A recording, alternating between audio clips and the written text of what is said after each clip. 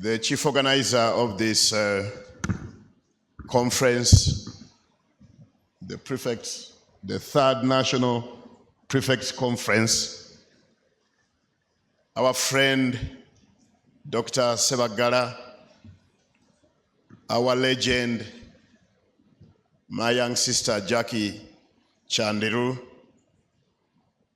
our children, the prefects, ladies and gentlemen. I think this is something I'm very, very passionate about for two reasons. My people were asking, what does a regulator of communication have to do with the National Prefects Conference? Somebody asked me that question when I was counseling so many other things to make sure that I attended this. Why should the National Prefects Conference be very relevant to a telecommunication regulator? One could not see the connection, but I was seeing the connection in bold. Why?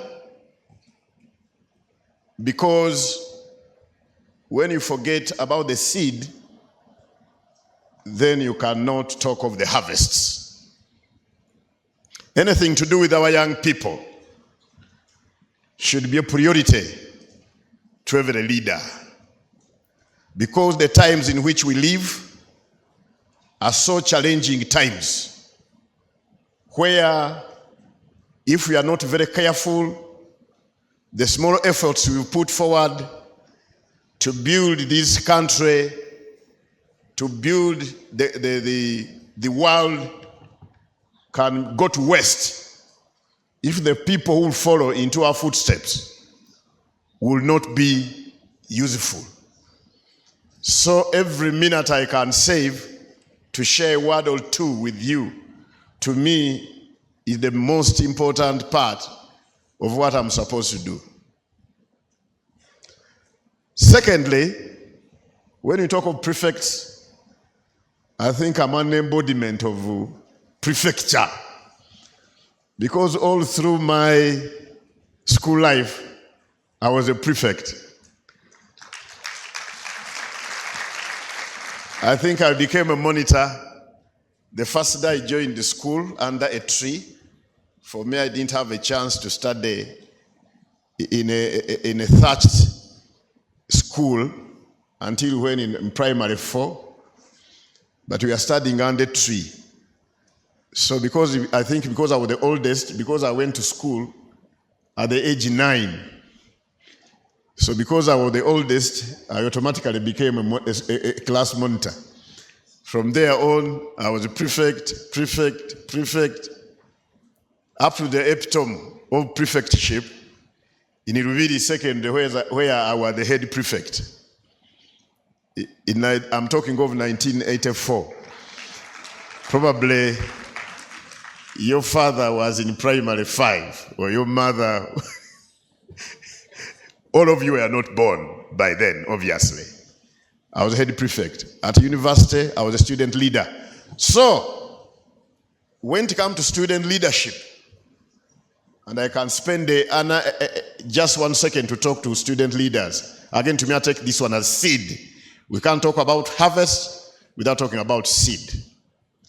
Then the topic, drug abuse. Very, very, very critical. Personally, I'm a father, struggling with one of my kids, whom I'm trying to grab out of the claws of drugs abuse, drug abuse, alcoholism.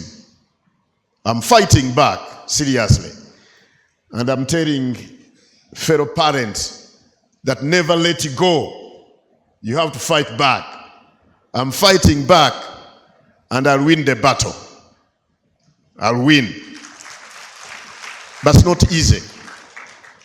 I know there are very few parents who will fight back like I'm doing. but I'm trying to fight back. So I'm happy that you are here to reflect on these matters for these 2 days. Was it 2 days? 1 day. Probably in future, we shall have to make this one 2 days because this is a topical issue.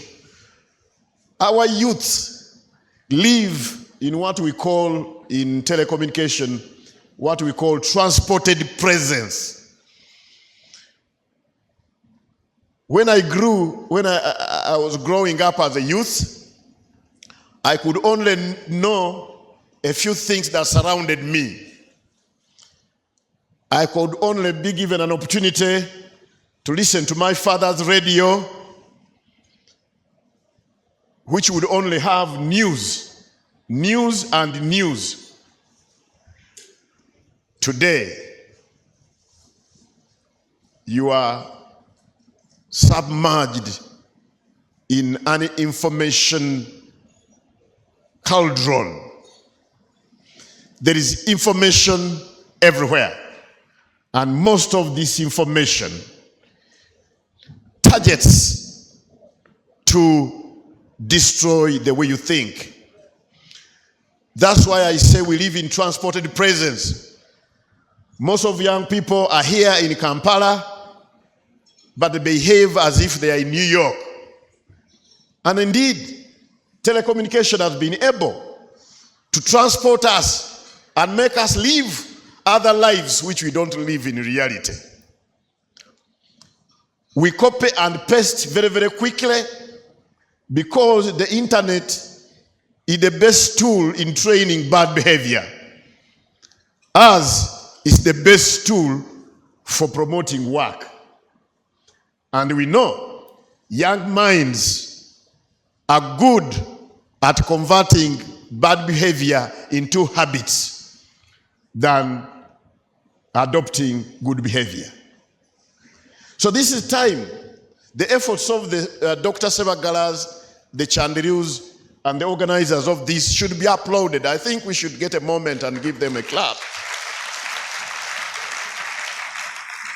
Who is talking about our young people? When the parents of the young people are also young. I've seen people hiring singers because the singers are not singers, the aunties. The aunties used to talk to the young people. But now because the aunties are also young, not only young in age, but also young in mind, we've gone to hiring aunties. And the aunties we hire, when you look at them, you say we are in a big problem. They are not the aunties who can. We hire them because they know how to dance during the Kwanjura. Not because they can talk to you. So we're talking to our young people. So when Dr. Sebagalas, the Chandirus, these other people, when we get out to bring these young people to talk to them, and when they are prefects, we know when they go back, they'll talk back to our young people. Our young people need to be talked to because this is the seed. When we neglect the seed as a country, as a community, we shall forget about the harvest. And when I talk about harvest, we shall forget about our countries. Drugs are very, very dangerous. Somebody was asking a question there. Is there anything good about drugs? Completely no, I would say. Because the context in which we talk about drugs now is drug abuse. So there's nothing good about drug what? The dictionary definition of drugs is not the context in which we are talking about drugs here. No, we are not talking about medicine, but we are talking about drug abuse that can lead to addiction.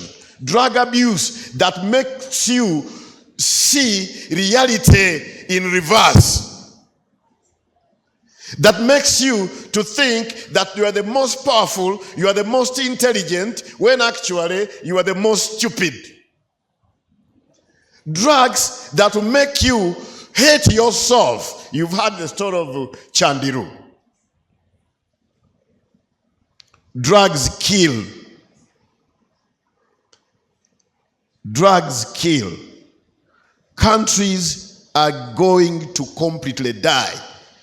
Actually, I'm worried. When you look at how drugs are killing nations, you go to America, you go to Europe, these great nations, you get worried. You get worried. I went to one of the richest cities in the world called Seattle, Los Angeles. I found homeless people, very many homeless people. I said, how can you be in a country of per capita income of more than $50,000, but you see homeless people? What's happening? Who are these homeless people? Somebody told me most of those homeless people, homelessness is a result not of neglect, but is a result of drug abuse. More than 70% of those people. People who had all the opportunities, free education, free medical care, all the opportunities, employment, unemployment is sometimes at 0% in some of these countries. Everybody who gets out of university had to get a job that pays beyond subsistence. But you find somebody homeless on the street. Why? Because the drugs they took grabbed them out of reality, grabbed opportunities out of their hands, and they pushed them to the streets. In the middle of opportunities, drugs will not allow you to get the best of those opportunities. They put you on the streets to be homeless. We have seen the best professors, very bright people, when they get out of reality, because the drugs cover your eyes, lifts you out of your reality, puts you in a deceitful comfort zone. I'll repeat that. It puts you in a deceitful comfort zone where you start telling lies to yourself, where you start hating reality. You create your own world and you are totally lost. Go back and take this information to our people. Let's stop living that transported presence. Some of the people we have who call themselves wonderful, they want our young people to copy their behavior, especially those in those countries, the so-called developed countries, where at one time every musician thought to be a good musician, you had to take bangi. No. The best musicians who will make names are those who didn't take bangi. Those can become very, very famous, but how do they end? You know, one of my best musicians was this girl who died some 8 years back. Whitney Houston. Who has ever listened to Whitney Houston? One of the best vocalists. What was her end? At the age of 51. Age 51 is the beginning of life. You knew that? I'll be 60 next week. So I'm a youth. I'm a youth, an old youth. Because age 51 is the beginning of life. The doctors are telling us, because of the new inventions, the new tools of diagnostic tools, it will be a reality for you people, the young people now in your 20s, in your teens. A possibility of living up to 130 is there now, 130. So that means in 60, you're a young man. In 70, that's when you'll be an adult. Whitney Houston, with all resources, because of drugs, dies at 51. Michael Jackson dies at 50, I think, too. Drugs. Very, very popular people. You can see how drugs destroy opportunities. Not only opportunities, but they take you to your grave. Take this message. Take this message to our young people. So I'm happy to be here. I'm happy for the organizers. I'm very, very grateful to you to organize these young people of ours, to talk with them. Take this information back to your schools, your leaders. We know that the reality down there in schools, our schools have been infiltrated, totally infiltrated. It's your duty as prefects to see how to weed out this vice of drug abuse in schools. Schools. You take these drugs in biscuits. You take these drugs in sweets. You take these drugs in soft drinks. In schools. So let's make it topical. Let's talk about it. Let people know that when you begin taking drugs, you've started your irreversible journey to go into the grave earlier than you would have gone to the grave. Of course, you started a journey of becoming a criminal. Most criminals in developed countries, more than 60% of criminals are drug addicts, are people who abuse drugs. Because of that principle that drugs get you out of reality and put you in that deceitful comfort zone where you think you can cut corners and nothing will happen to you. So please, we are happy to have this moment to talk to you, our young people. We applaud the organizers of this. We applaud our facilitators who have come to be with us. We applaud everybody, the school administration that leads you to come and attend this conference. And as UCC, through our corporate social responsibility, I just want to assure the organizers of this that we shall continue to work with you in this. We can even think of expanding it to make it regional. Regional. To ease the logistics.